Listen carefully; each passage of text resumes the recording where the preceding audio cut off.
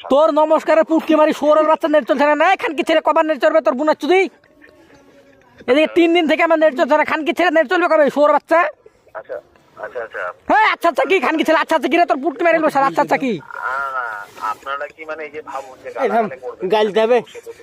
Hello দাদা, hello আপনাদের internet hello, বলছি দাদা শুনুন। হ্যালো দাদা, এক সেকেন্ড দাঁড়িয়ে যান এক সেকেন্ড দাঁড়িয়ে যান। আপনি এই মুহূর্তে আমার সাথে কথা বলছেন হচ্ছে ওয়েস্ট বেঙ্গল।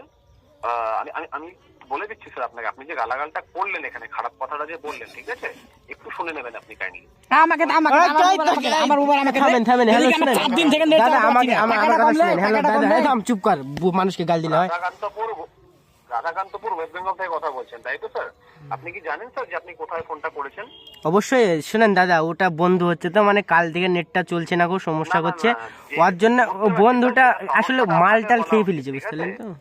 এবার যে ফোনটা করেছে তাকে একটু